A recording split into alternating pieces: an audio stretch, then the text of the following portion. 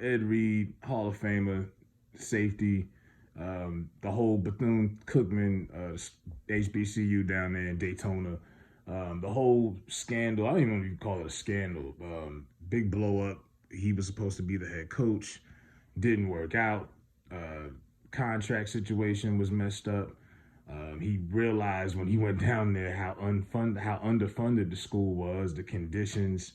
I mean, you got walls being held up with bubble gum and tape. I mean, it's bad. You know what I mean? If you've ever been to some of these HBCUs, not knocking them, but a lot of these schools are in really poor, terrible conditions all across the country. If you want to know what I call like real estate racism, go to your any major city and look at what the big schools look like and the environments around it compared to the HBCUs. A lot of these HBCUs often are in bad communities with lack of resources. And speaking of resources, I think Deion Sanders, a lot of people are looking at him differently now because you're starting to realize Deion Sanders had to take a lot of money out of his pocket to fund a lot of that stuff that was going on at Jackson. The uniforms. He had every player had suits that they would wear when they were going on the road. He made sure everybody was fly. He took care of a lot of stuff out of his own pocket because he knew the school didn't have it. Prime did his research. He went to Florida State. He didn't go to HBCU, but he did his research before he took that job. And Ed Reed, another guy, you got former players who went to college, but they didn't go to HBCUs. Ed Reed went to Miami, on a scholarship. So he comes from a different world when it comes to college compared to where Bethune Cookman is at.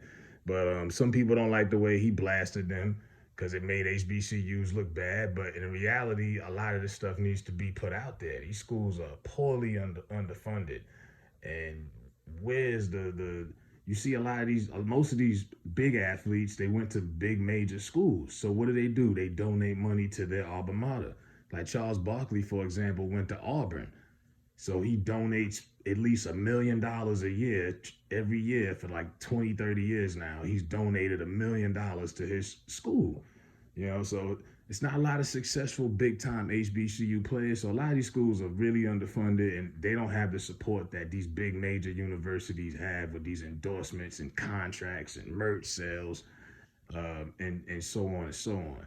So Ed Reed is not going to be the coach there, and he did a whole press conference the other day. That school still is looking for a coach. It was word that Jackson actually wanted to replace Deion with Ed, but who's going to want to do business with Ed Reed at this point after the way he put them under the bus publicly? So now Ed Reed is on his Kanye West stuff, and he's on Instagram going at Shannon Sharpe's neck. And Shannon Sharpe has been in the news a lot lately. And I'm looking back at what Shannon and Skip said, and I didn't really see anything offensive. But like I said, Shannon is not friends with Ed Reed. They're colleagues. They respect each other. They've met a few times. They don't have the relationship Shannon has with Ray Lewis, obviously, because Ed blasted that personal conversation on his Instagram tonight. Now, all Shannon and them said, and I'm not defending Shannon, but they basically said he didn't think it was right for Ed to go publicly with it. Here's the thing. Sometimes when you promote yourself, you put yourself in this. It's like at work. If you was friends with certain people at work and then you got a promotion and now you're their boss, at some point, you're going to have to be the boss. You can't be boys with everybody anymore. Shannon used to be, it's like in sports, there's that unwritten rule of it's us versus the coaches, it's us versus the media. He used to be a player and the media was the enemy. Now you a part of the media and you can't be in the media talking about people and it's his job and then expecting to still be boys with everybody. It don't work that way. And when Shannon first got on Undisputed, 2016, him and Ray Lewis, one of his best friends in the league, they had a big blow up over that Colin Kaepernick deal. At some point, he's got to realize you can't be boys with everybody. At some point, you got to, when you being objective and you stand on what you say, you got to be able to take the backlash that come with it. Now, do I agree with Ed Reed blasting it? Nah, that wasn't cool. And I like Ed Reed, but, it wasn't necessary. I don't think what Shannon and them said was that bad where you felt like you had to blast y'all personal conversation. You know what I mean? But that's what he did. That's the era we living in now. They call it receipts. It used to just be women that did stuff like that, but now fellas is doing it too. Like, hey, look at this, look at this. Put them on blast.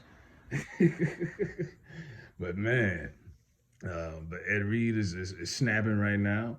And like I said, the way he handled it is, I don't know who's gonna want to touch Ed Reed after that, because if he blew up on them, you better make sure if you approach Ed Reed that you have a plan, the contract is put together, and y'all are on board. You know what I mean? Meanwhile, the Colts are giving Jeff Saturday a second interview, like he didn't blow the biggest lead in NFL history a couple weeks ago. So hopefully Ed can get this straight and Ed's reputation can be clear. But yeah, people are starting to look at Ed Reed funny because they're like, hold up, man, you putting way too much out there. Certain stuff should just be put privately. Between putting them on blast and now this conversation, you got people looking at Ed like, funny in the light. But I wouldn't be surprised if you don't see him on Shannon's podcast come March or April. This is just becoming a pattern with Shannon at this point. But yeah, you can't be boys with everybody and be in the media and be a critic at the same time. It just don't work that way. But let me know what y'all think about this situation in the comments. Hit that thumbs up button.